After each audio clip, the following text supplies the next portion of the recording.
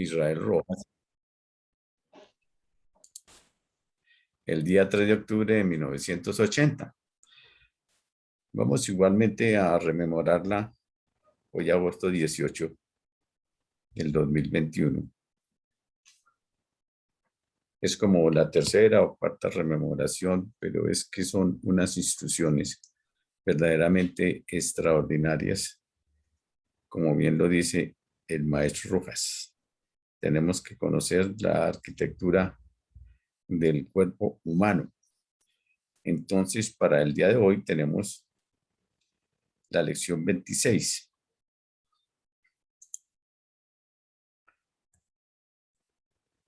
El maestro nos va a hablar sobre las dos columnas, la columna del fuego y la columna del agua. Nos va a hablar de la simbología de cada uno de ellos. El triángulo con el vértice hacia arriba representa el fuego y el triángulo con el vértice hacia abajo corresponde al agua. El fuego en la espina dorsal y el agua en el sistema digestivo.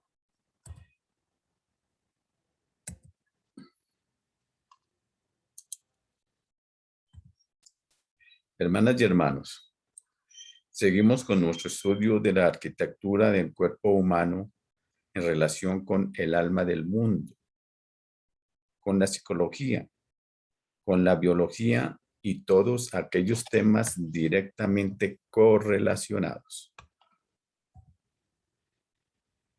En la reunión pasada nos ocupamos de cuál era el origen de la energía psíquica, mental, actualmente en la evolución humana.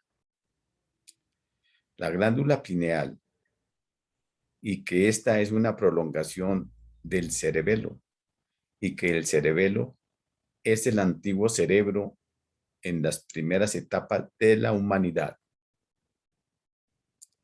El cerebro actual, si hemos de usar una palabra demasiado pragmática, el cerebro moderno está sobre el cuerpo calloso.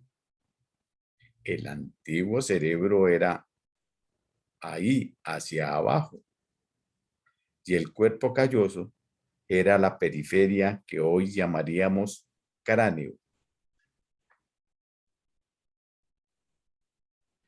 De modo que la evolución ha venido formando a través del tiempo, con los esfuerzos voluntarios o involuntarios, porque esto nada tiene que ver, es una ley, ha venido formando un aparato que tiene por objeto que el ego interno se comunique con el mundo exterior. Por eso le llaman telecénfalo o cerebro de lejos, es decir, que se comunica con el mundo exterior. El otro es el mesencéfalo o cerebro medio, que está constituido por la glándula pituitaria, tálamo óptico y otras ramificaciones. El antiguo cerebro, que es el cerebro de atrás, que es el cerebelo. Estas palabras, dice el maestro, ya las dije en alguna otra reunión, son tomadas del griego y están en relación directa con seres, es decir, con la semilla. La ortografía parece un poco divergente, pero es que aquellas palabras son demasiado clásicas y antiguas. Y nuestra palabra semilla la tomamos del latín. Así que las cosas andan por ahí. La diosa Ceres, que era la diosa de las semillas.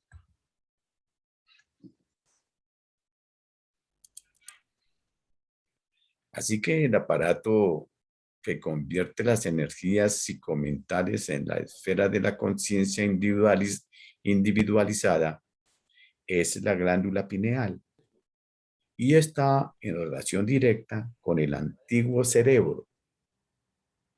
Por lo tanto, a través de la glándula pineal, quien sabe meditar puede estudiar algo el pasado de la evolución orgánica de los seres. Es cosa muy importante en cierto sentido. Así que el centro de la vitalidad por excelencia es el tercer ventrículo. Allí está la vitalidad cósmica individualizada en la naturaleza del ser humano. Entonces podemos decir que la glándula pineal es un iodo, un aspecto masculino psíquico, no físico de la seidad. Y el tercer ventrículo es el que recibe la energía vital y luego se transmite por las redes nerviosas hacia el corazón, hacia el plexo solar y hacia el centro generativo. Eso es en síntesis lo que dijimos en la reunión pasada. Ventrículo medio o ventrículo tercero.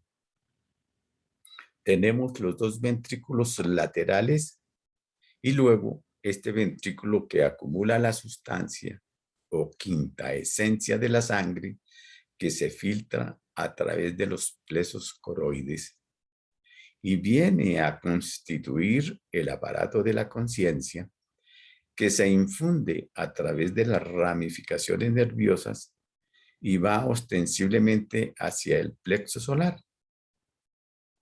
Allí desaparece para la vista del hombre de ciencia, pero eso se transmite a través de los canales del sistema nervioso simpático, cerebroespinal, vago, etc.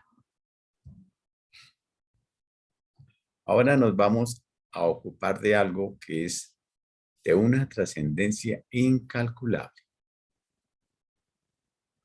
Sabemos, porque hemos estudiado, que los dos elementos básicos de la naturaleza en el movimiento universal son el fuego y el agua, es decir, el calor y la humedad.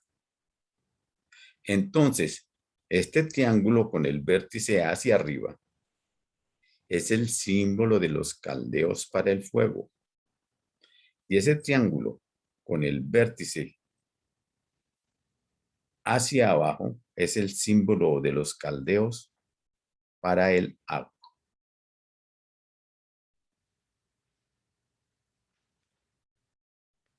La idea era sencillamente que el calor de la Tierra se eleva hacia los espacios.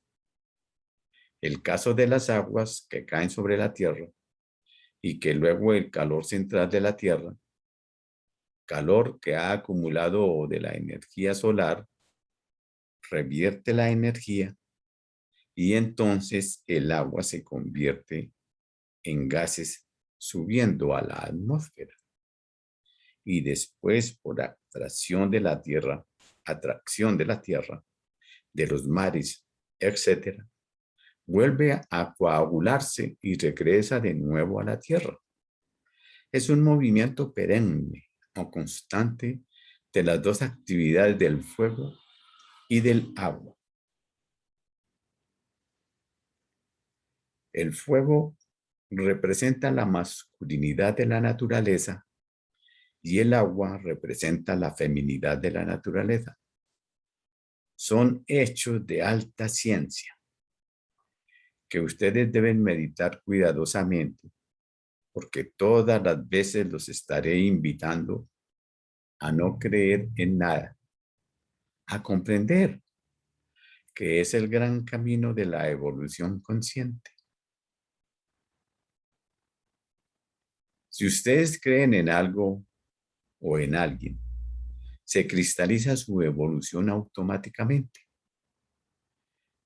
Deben observar si es verdad que el calor magnético terrestre se eleva, que el calor magnético terrestre eleva el agua en forma de vapores, y si es verdad que el magnetismo de la Tierra induce de nuevo esa humedad, la convierte en lluvias para autofecundarse.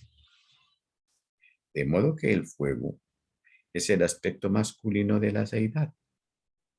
Esto es un hecho científico que lo pueden ver en cualquier experiencia, si lo quieren, de laboratorio.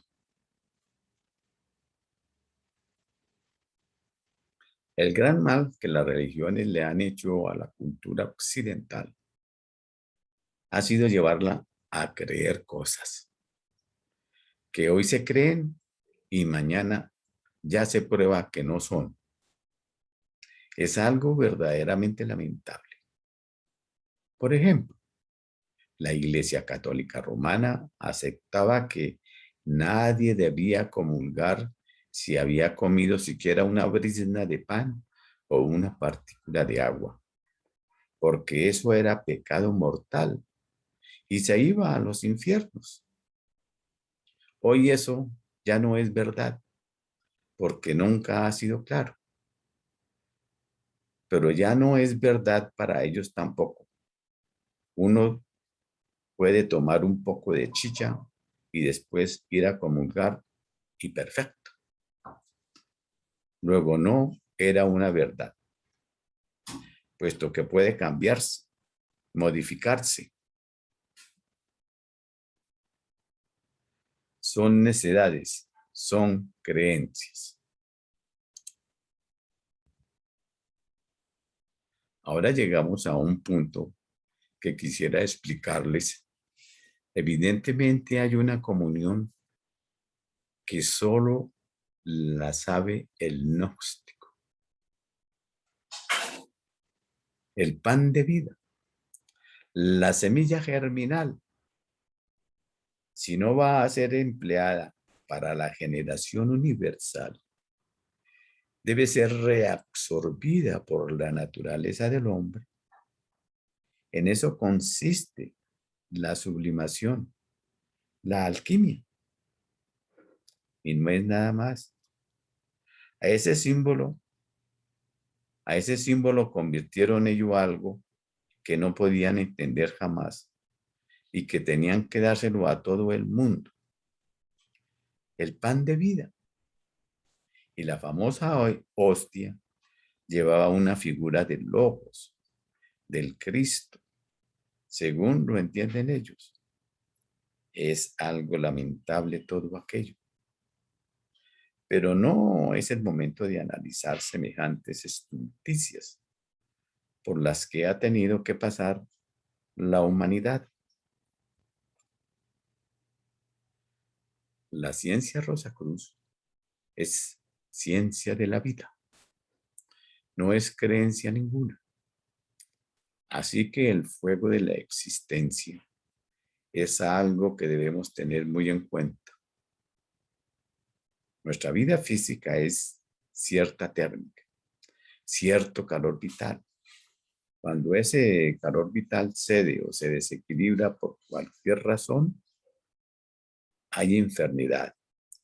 Y si definitivamente se retira ese calor vital, se suspende la vida orgánica. Esto es completamente científico y no hay nada que creer, sino observarlo, vivirlo y comprenderlo, que esa es la verdadera sabiduría del hombre.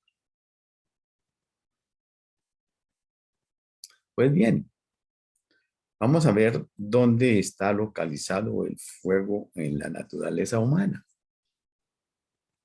y dónde está localizada fundamentalmente el agua, es decir, la humedad. En todo el cuerpo pueden ustedes decir exactamente, porque de estas manos irradia calor y si las profundizan un poco, hay humedad. Pero vamos a hablar es de la preponderancia, que es lo que realmente se analiza en la ciencia esotérica. Es la preponderancia porque todo está en todo es un axioma altamente científico.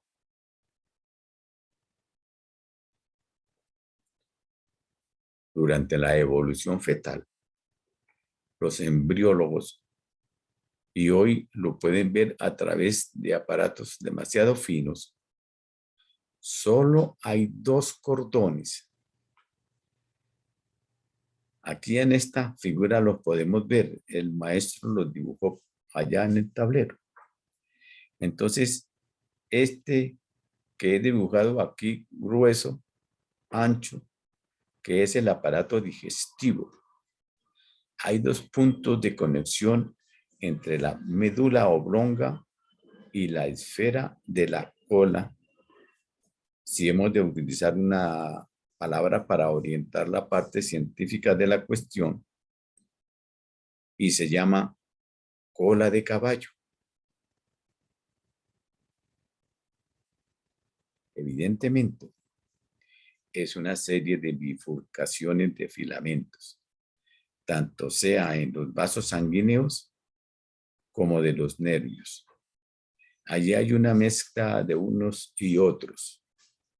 Entonces, se encuentran en evolución fetal, desde la parte sacral hasta la médula oblonga, un canal grueso. Es el futuro tubo digestivo en el cual prepondera la humedad, y luego ven un filamento muy fino. Por eso lo llaman los cordados, es decir, a los seres que tienen ese sistema organizado. Tales son los que tienen esqueleto desenvuelto, y sobre eso han estudiado bastante aquellos. De modo que es un filamento muy fino, es una cuerda que va a ser después el centro a través del cual circula el fuego de la vida. Como ustedes van viendo constantemente, todos los aparatos del hombre son vehículos de energías muy finas, de energías cósmicas, de energías. Si hemos de aplicar un término adecuado para nuestra inteligencia, de energías espirituales, por lo sutiles, por lo delicadas, por lo finas. Entonces tenemos que ese filamento va a ser realmente el canal a través del cual circula el fuego de la vida.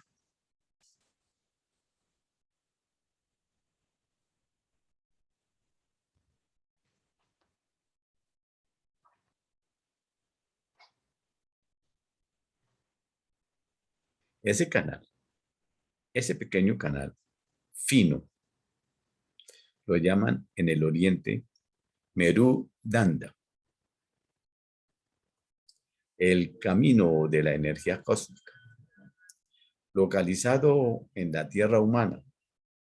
Así podría traducirse esta palabra. También lo llaman los yogis el Sushumna, canal del aliento vital, no del aliento físico tal como lo entendemos. Allí radica, por lo tanto, el fuego de la vida.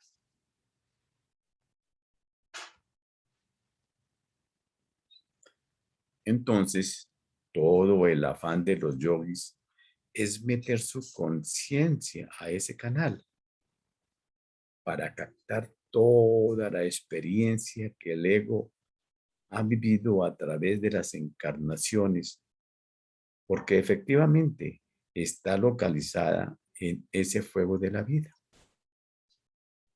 Allí está, por lo tanto, radicado en energía. Eso que solemos llamar el subconsciente, o mejor todavía, transconsciente, lo que está inmediatamente detrás de la conciencia racional, tras de esa conciencia objetiva.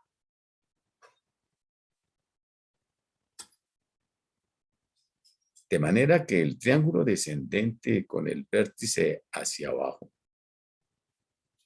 es una representación hierática o simbólica del agua. Y el triángulo con el vértice hacia arriba es el fuego secreto viviente y filosofal. Ustedes saben que los rosacruces son mucho más sabios que todos los yogis. Y ahora que llegamos a la palabra gurú, es muy importante. Gurú quiere decir mentor. No es nada mágico, ni salido de la realidad de la conciencia. Es instructor o guía. Un gurú en matemáticas es alguien que nos enseña a sumar, a restar, a multiplicar, etcétera, etcétera. Eso es un gurú, porque la palabra gurú sánscrita quiere decir instructor o mentor. Y aquí están haciendo de la palabra gurú una especie de magia. Yo tengo mi gurú como propiedad particular.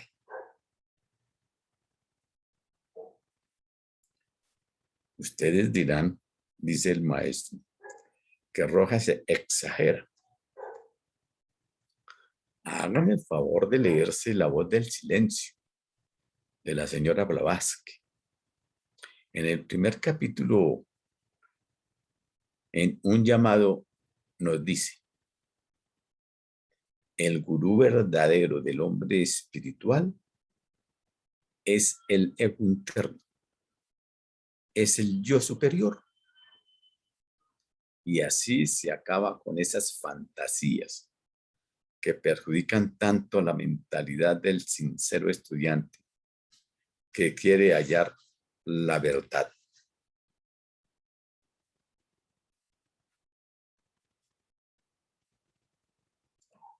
El gurú verdadero es el ego interno, es el yo superior de nuestra naturaleza. La palabra superior tendría mucho que analizarla, pero por ahora está perfectamente bien.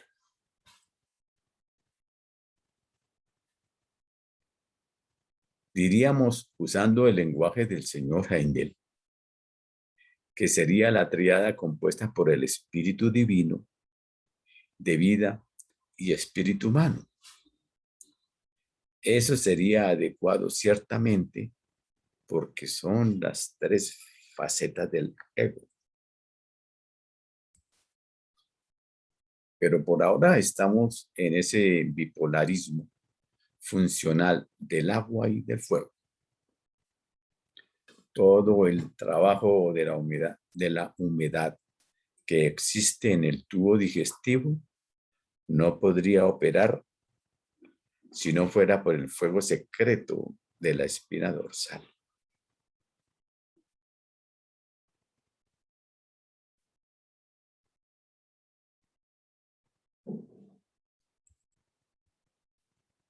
Así que ese es el calor vital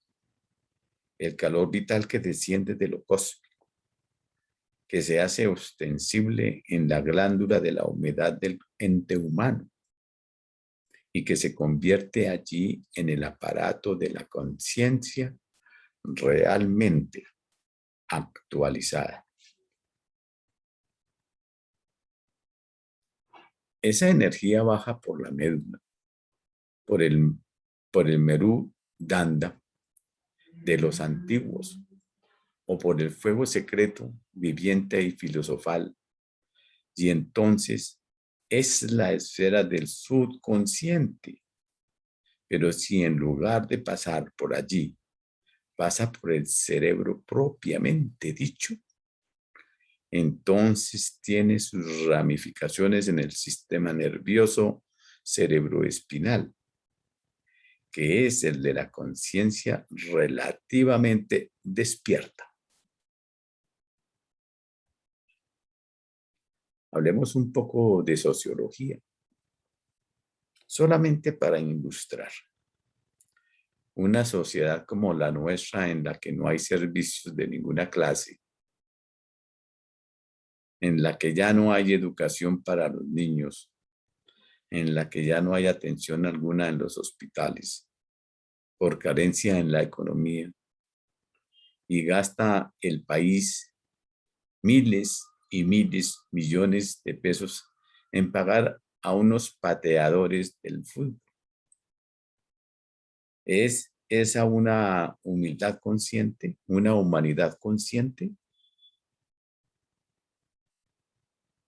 Y nosotros, a veces, padres de familia, en la casa los niños no tienen pan ni leche, pero fumamos y tomamos aguardiente y cerveza. Qué cosa tan tremenda de inconsciencia en la situación actual de la humanidad. Incapaces de razonar la cosa más trivial de la existencia. Es algo verdaderamente grave.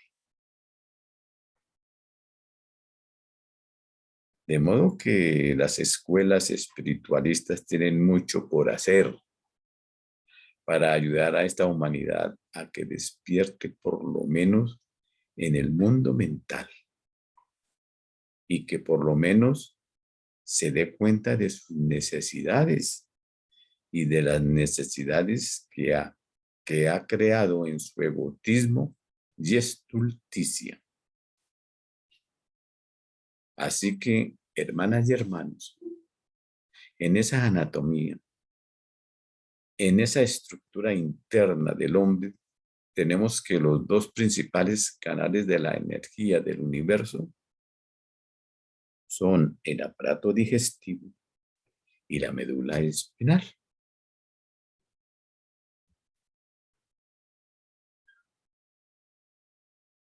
En el uno radica preponderantemente el fuego y en el otro preponderando el agua. Pero el agua del aparato digestivo es caliente gracias a aquella energía cósmica radicada en el hombre. Y gracias a esa energía cósmica del fuego de la vida, va adquiriendo la experiencia de todos los actos conscientivos de la humanidad.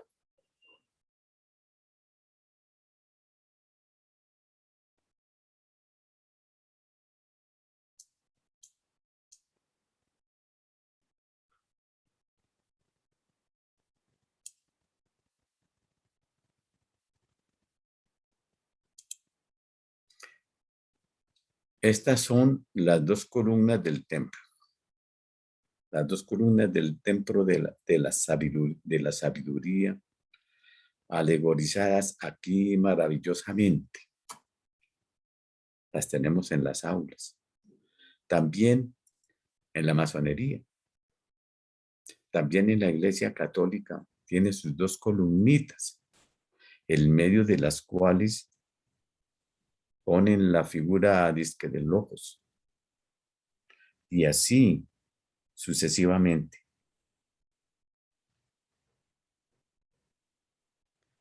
Y si recorremos la sabiduría de la humanidad, siempre se está refiriendo a esas dos columnas. En Caldea hay las dos imágenes exactas, las dos polaridades, el sol y la luna. El Samech y el Chin son dos palabras caldeas. Luego pasamos al Egipto y tenemos a Osiris e Isis, nuevamente las dos columnas.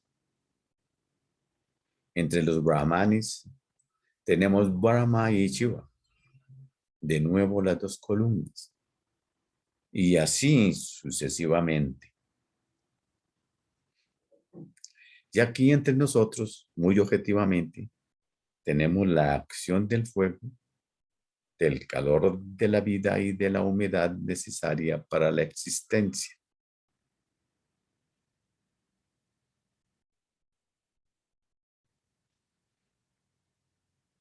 dice el maestro, soy un gran admirador del profesor López de Mesa.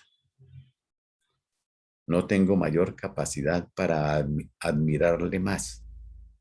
Sabía sintetizar la sabiduría con pocas palabras llenas de contenido y profundidad. Decía, comillas, el cerebro fue hecho para la inteligencia, las manos para la civilización y el agua para la vida. No hay vida sin humedad. Nosotros diríamos, el aparato digestivo, tan feo eso, tan horrible. Sus secreciones son tan incómodas. Pues es el misterio de la vida en la oxidación permanente de las cosas, para que haya transformación y operación en la actividad de la energía del universo.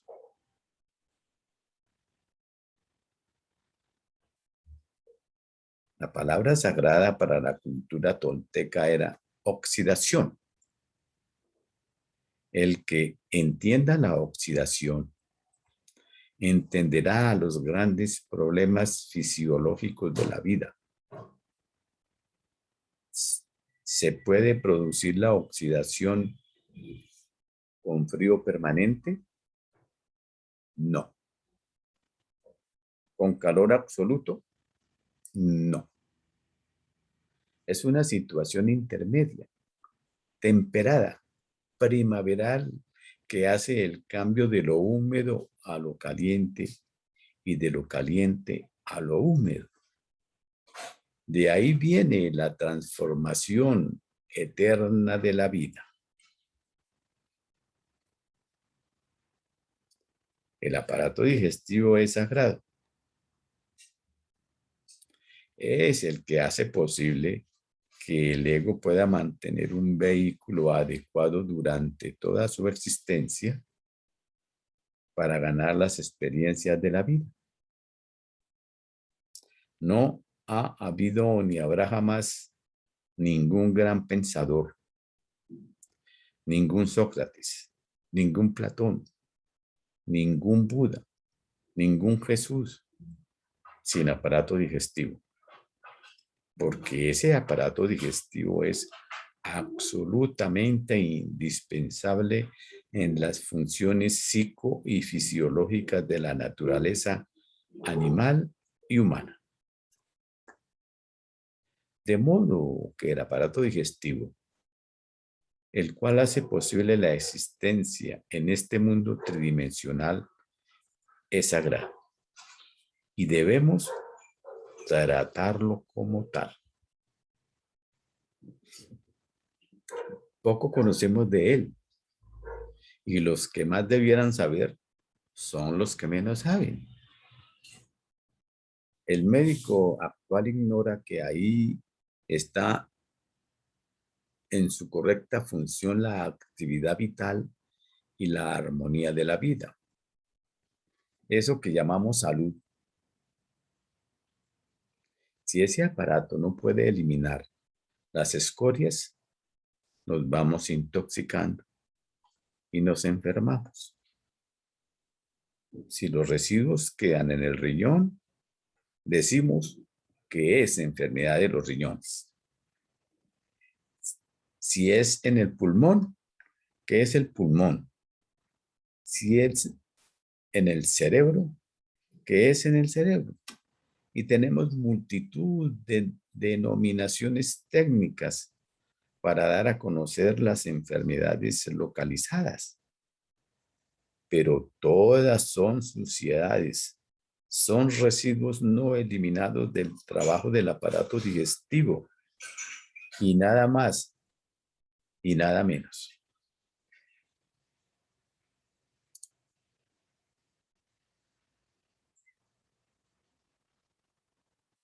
Decía el maestro, hoy venía una niña, una madre con su niñita. que había ido donde el médico y el médico le ordenaba que la niñita debería tomar una pastilla diaria durante 3 años y que a los 3 años se le diría si había que continuar. ¿Y qué opinaba yo? Dice el maestro. Yo de ciencia médica no sé nada, ni quiero saber. Quiero saber de fisiología, de las funciones de la naturaleza, de la vida.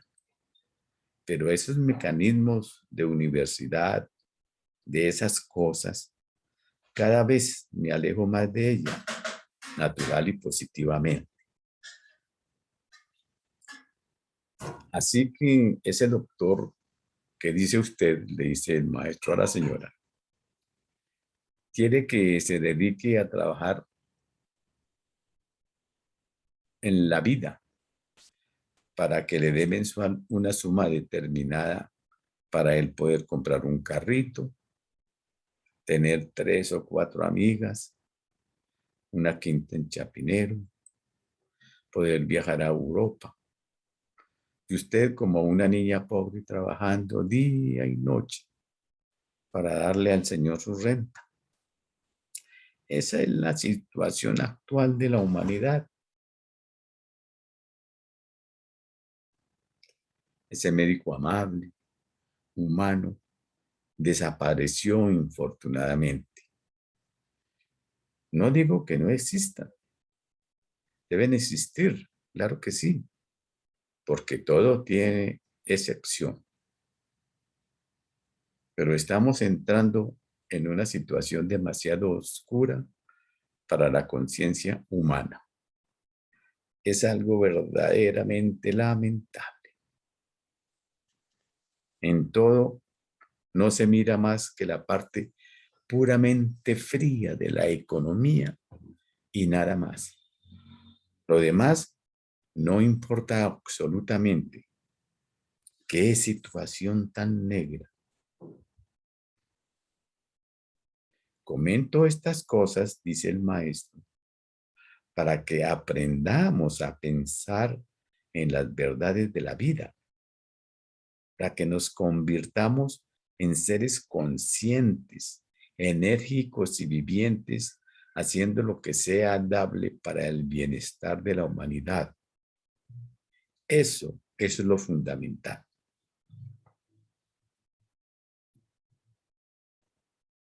¿Queremos evolucionar? Hay que aprender a servir. Alguna vez le preguntaron al Señor de Nazaret cuál era el más grande entre ellos. Y él dijo, el más grande es el que más sirve. Y este hombre era de una sabiduría incalculable. Todos los días admiro al Maestro Jesús, no tanto en el sendero místico como presumen las religiones que él negó esa importancia, sino en esa sabiduría tremenda. Sus frases eran exactas, perfectas, admirables. No tiene nada en contra de ellas, sino excepto profundizar su contenido,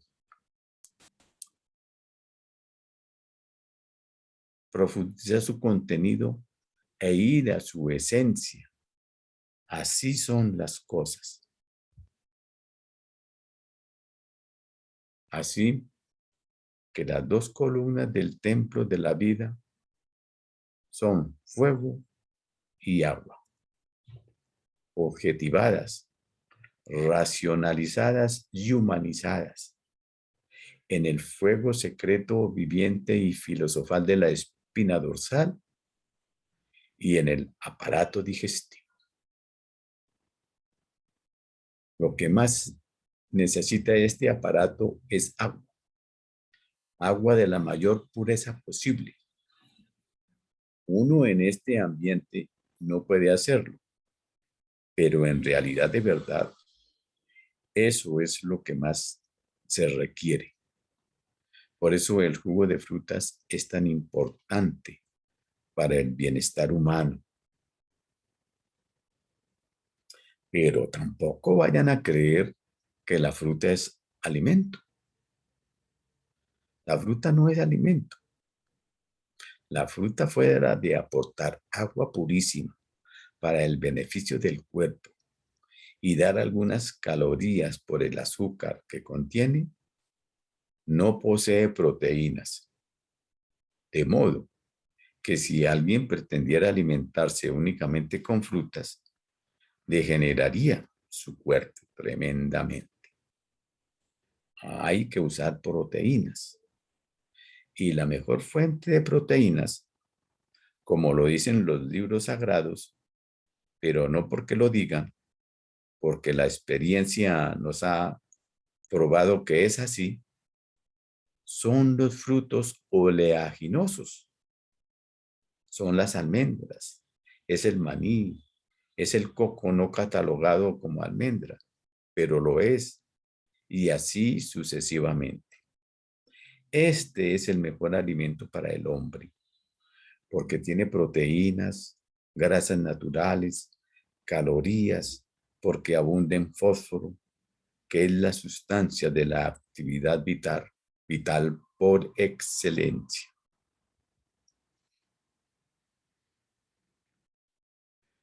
De modo que, hermanas y hermanos, que las dos columnas del templo de la vida son el aparato digestivo y la médula espinal. Es muy curioso que la gente en su léxico común para dar a entender que una cosa es supremamente importante, dice, esto es medular. Son palabras que afloran del subconsciente y que se ponen de moda mientras vienen otras. Pero en realidad, de verdad, es un uso correcto al decir esto es medular. Porque aquí está el fuego de la vida.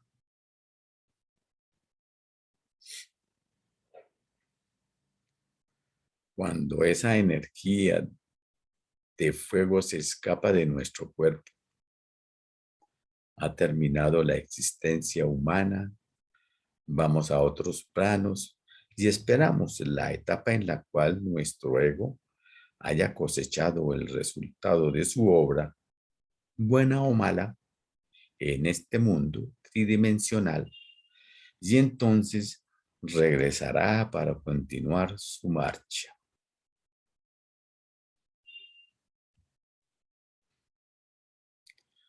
Solo se pueden quedar en el tiempo que quieran los adeptos, los que ya no tienen deudas pendientes, los que solamente renacen para servir al mundo. Son los únicos que no se ven precisados.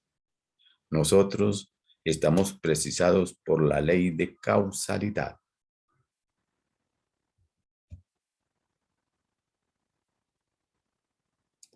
Epéndimo se llama el canal en el lenguaje común de la medicina occidental, lo que ellos llaman el merundanda o que llaman shuma. Aquí se llama el epéndimo, el canal a través del cual circula el fuego. La médula espinal no es fuego, es apenas el aparato a través del cual circula el fuego. El aparato digestivo no es agua. El aparato es el aparato a través del cual entran las sustancias que van a sostener la estructura de nuestra naturaleza, que van a formar la sangre, los nervios, el cerebro y todo lo demás. De modo que el tubo digestivo es algo excepcionalmente grande.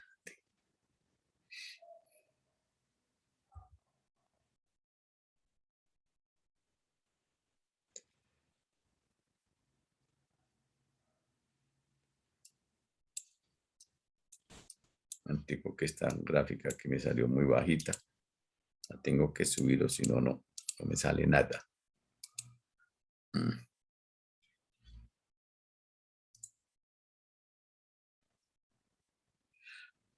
Hace mucho tiempo y no he podido conseguir de nuevo una obra de Amado Nervo titulada Mis filosofías. Mis filosofías. Y tiene temas diversos. Hay uno que dice,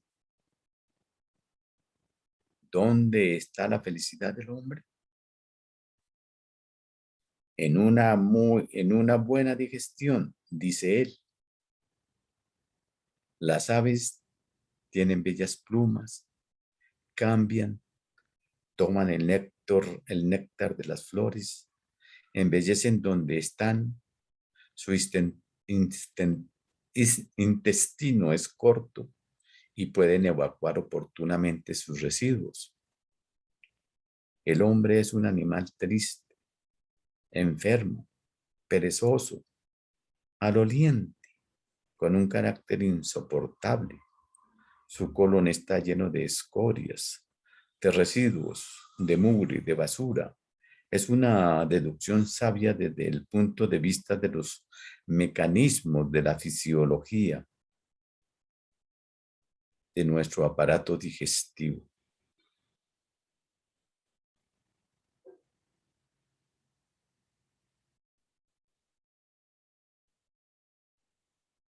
Así es.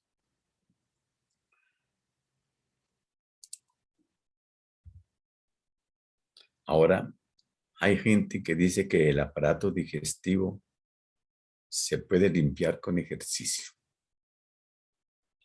Mentiras. Eso no tiene de verdad nada. Todo lo contrario. Por allá en el año de 1925, era un pobre hombre estreñido. Le contaba a un amigo inmediato que qué podría hacer para esto, decía el maestro. Pero no quiero drogas. El amigo le dijo, te voy a llevar a la librería colombiana, donde hay un texto de un alemán que enseña a curar cualquier enfermedad por medio de movimientos, de ejercicios, de gimnasia. Uf, dice el maestro, yo era un gran gimnasta, bailaba la cuerda floja y otras cuerdas. Entonces me fui y me compré el libro. Me puse sistemáticamente a practicar el ejercicio que el alemán enseñaba para mover el aparato digestivo. ¿Cuál fue el resultado? Me puse más estreñido. Gastaba la poca energía vital que podía contribuir a tal función y aquello se intensificó tremendamente. Así pasaba el tiempo hasta que poco a poco me fui dando cuenta, pero no por capacidad mía, sino por una frase del adepto Zanoni que decía, la medicina no son sino dos cosas, fortificar y purificar. Entonces vino la idea clara, hay que limpiar el cuerpo y hay que nutrirlo bien. Esa es la verdad científica. Lo demás son tonterías. Los médicos modernos luchan echándole bala a los microbios donde quiera que haya escorias y residuos. Donde quiera que haya escorias y residuos, hay microbios. Pero si sacamos las escorias, se acaban los microbios, porque no tienen asidero ni manera de vivir allí. Ustedes ven un pantano lleno de humedad y le ponen un microscopio y, y ambulan por todas partes los animaluchos de todo orden. Pero si usted seca ese pantano, desaparecen los animalitos porque no tienen vida allí. De modo que la cosa es sencilla. Limpiar el aparato digestivo es conquistar salud y bienestar. Eso desde el punto de vista funcional, porque desde el punto de vista psíquico debemos aprender a purificar cualidades mucho más difíciles de limpiar. La mente, la emoción, la imaginación y tantas cosas que desconocemos actualmente, excepto los que estudian y quieren profundizar los misterios de la vida.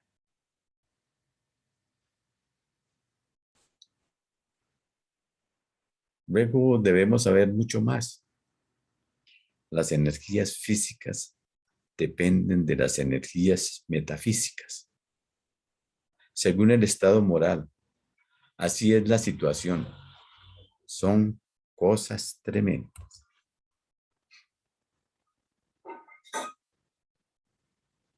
Dice el maestro, me fui a Girardot para darme la satisfacción de recibir al doctor Kungeler. Mi satisfacción fue inmensa.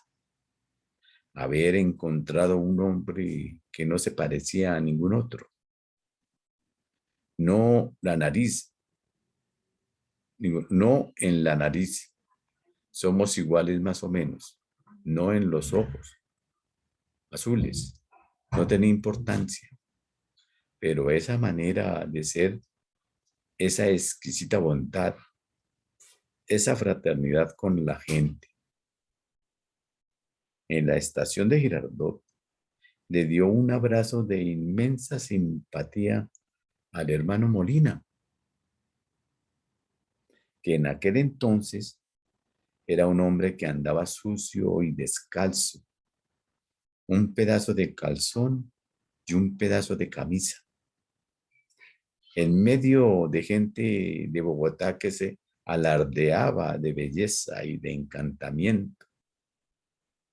Y este hombre maravilloso, lleno de presentación y de lujo, abrazó con verdadero frenesí a este hermano y le dijo una frase de la cual estaba pendiente y la escuché. Le dijo, hermano Molina, los dos no nos separaremos nunca y jamás. Molina tenía todas las molestias que podían tener todas las incomodidades con Rojas o con quien quisiera. Pero para él, Rungeler era un dios. Es decir, si había verificado una comunión de almas. Quizás se conocían del pasado. Este hombre maravilloso venía y subíamos por el ferrocarril. Yo estaba lleno de dicha. Pero ¿cuál fue el resultado de esto? Un desequilibrio orgánico. Un desequilibrio orgánico. Vino en mi cuerpo una diarrea intensa por la emoción de la edad, por la perturbación del cuerpo emocional, incuestionablemente. Y sin más ni más me dijo, hermano Rojas, usted está mal, venga. Me dio un abrazo y quedé curado. De modo que el aparato digestivo, hermanas y hermanos, es el aparato de la vida fisiológica, de la vida orgánica, a través del cual estos cabellos, ya casi inexistentes, estas narices, estas patas que me sirven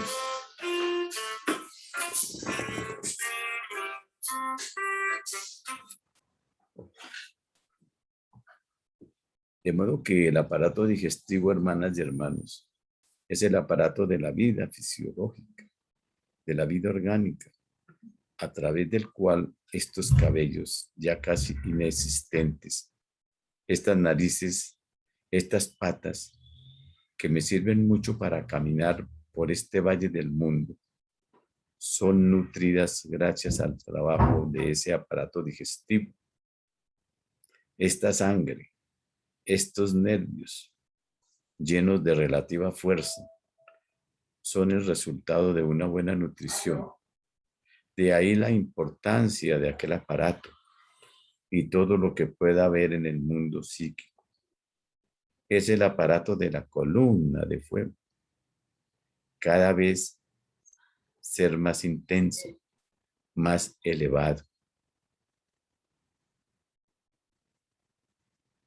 Ya que llegamos a eso, les voy a decir lo que seguramente nunca han oído hablar.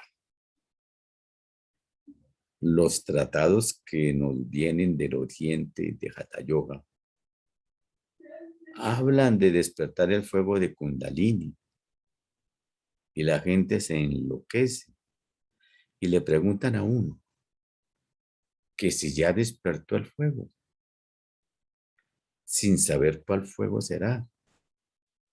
Y así se ha convertido eso en una especie de enfermedad moral.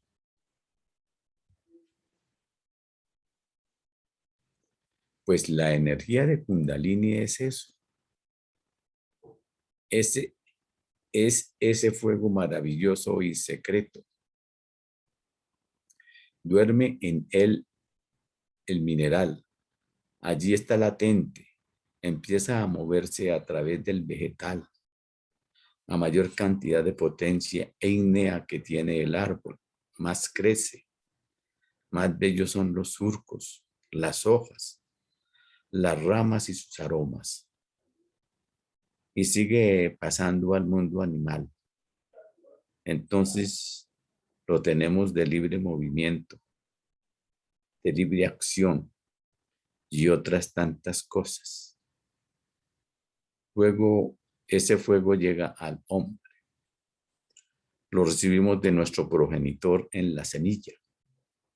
Y luego ese fuego es la razón de ser de nuestras facultades internas, de nuestra mente, de nuestra imaginación, de nuestra sensibilidad, de nuestra inteligencia, de nuestra voluntad, de nuestra conciencia, de nuestra superconciencia, según que ese fuego maravilloso se haya elevado en forma cada vez más sutil, gracias a la estética del corazón humano.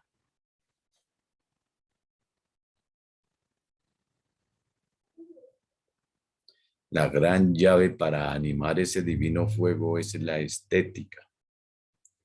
La mente no sirve para nada, aun cuando lentamente está despertando algo de aquella energía. Pero el que quiera precipitar su evolución, tiene que precipitar el desarrollo de su sensibilidad interior.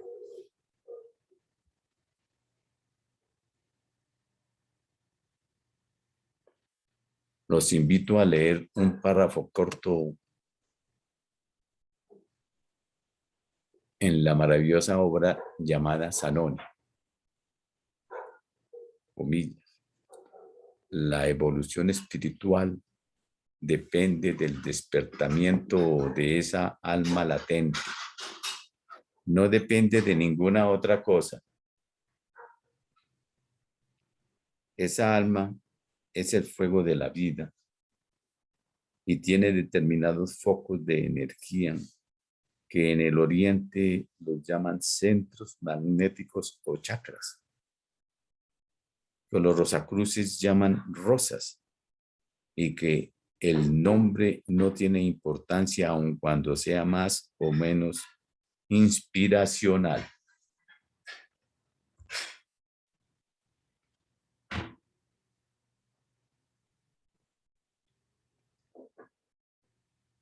De modo que un López de Mesa había despertado por su trabajo interno mayor cantidad de ese fuego que ningún otro, y un hombre, superhombre y divinizado.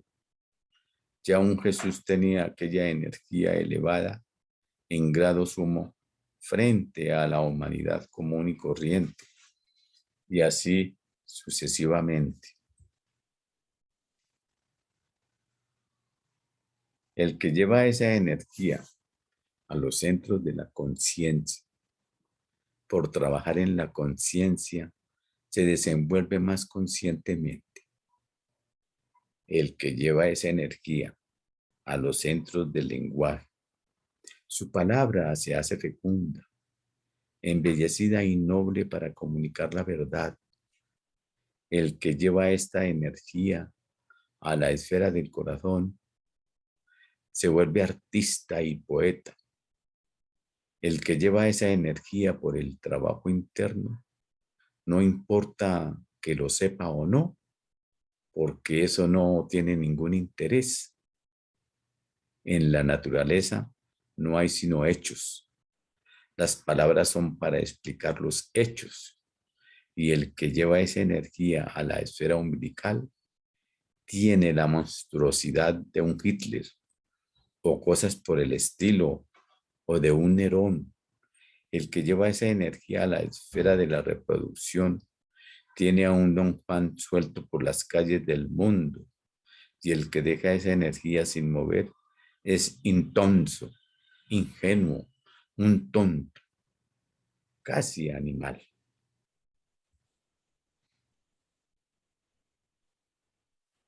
Todo depende, por lo tanto, de ese fuego que sube por la espina dorsal, pero que se despierta a través de la sensibilidad estética.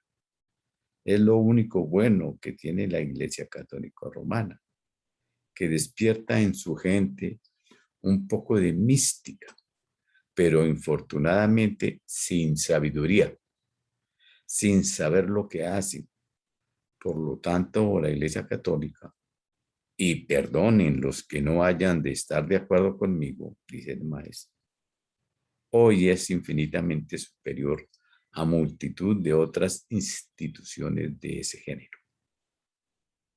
Lo malo es que no hay conciencia y que sus frailes dicen una gran cantidad de mentiras para recoger dinero, pero desarrollan mística.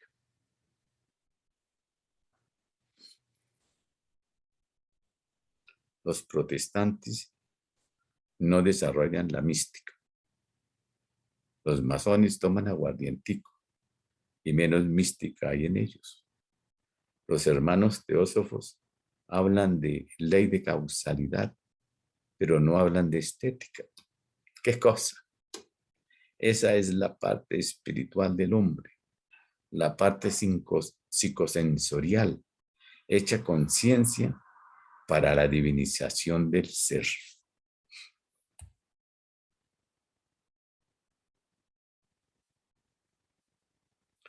Todas aquellas cualidades, todas aquellas cualidades dependen de la elevación de ese fuego, pero con él directamente, perdón, y todas aquellas cualidades dependen de la elevación de ese fuego, pero con él directamente, con mecanismos físicos, no vamos a ninguna parte. Es el desarrollo del alma, es el desarrollo de la sensibilidad, es el desarrollo de la estética y de la admiración hacia las cosas buenas y bellas de la vida.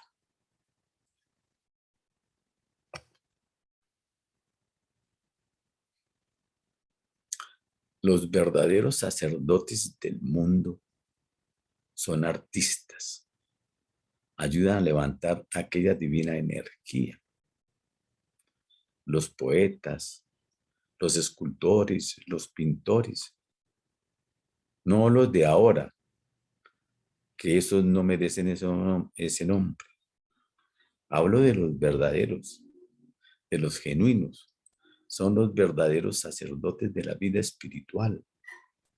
Ayudan a despertar aquella actividad latente en la esfera que hemos mencionado, para que aflore del corazón hacia arriba, hacia la laringe, hacia el frontal centro de conciencia, hacia la glándula pineal, conciencia henchida, y más tarde, en el curso de la evolución, hacia el tálamo óptico, conciencia, que inducirá las energías del universo y el hombre será un Dios.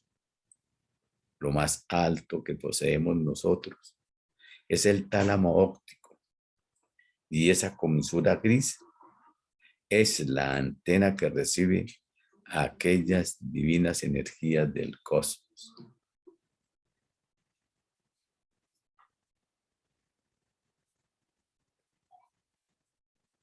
Un Jesús tenía aquello abierto en grado sumo, a aquello frente a toda la humanidad. ¿Por qué? Porque había trabajado místicamente y ahora viene alguna meditación de la semana. Todas las tragedias que tiene el ser humano por la vanidad, no vemos sino fracasos tremendos al hombre vanidoso, y todos llevamos algo de eso. Y el Señor Jesús, para hacer referencia a esa locura de la entidad humana, dijo una frase sencilla: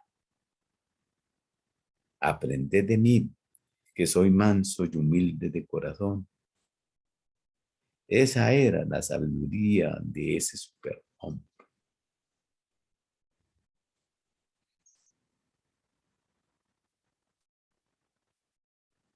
Tomémoslo como sabiduría para orientar la vida, para sublimar el fuego secreto viviente y filosofal, para despertar esa energía cósmica latente en el fondo de la entidad humana.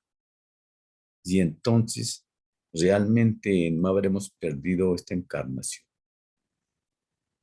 Por eso preferí cambiar las charlas que sobre astrología estábamos tratando de orientar, porque no veía en ellas ninguna importancia. En cambio, estos temas maravillosos de la vida, estos temas divinos de la existencia, es algo verdaderamente grande y único. El espíritu en nosotros es, el espíritu en nosotros está en la espina dorsal. El alma de nosotros está en el simpático. El espíritu, hablo del reservorio de todas las experiencias del ego a través de las encarnaciones, está allí oculto.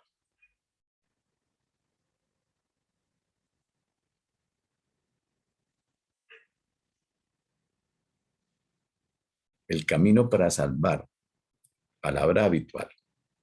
El camino para sublimar esa divina energía está en la estética, en el culto a la verdad, el culto a la belleza y el culto al bien. Esos tres cultos son los que despiertan el divino fuego de la vida. Rindamos culto a la verdad, rindamos culto a la belleza y rindamos culto al bien, y estaremos en el verdadero sentido de la superación y divinización del ser. Hasta aquí, hermanas y hermanos, esta maravillosa conferencia de nuestro querido instructor, mentor y fundador, Israel Rojas Romero. Tienen las palabras, hermanas y hermanos, para que comenten, o para que más bien nos ayuden a comprender lo que ha dicho el maestro. Gracias.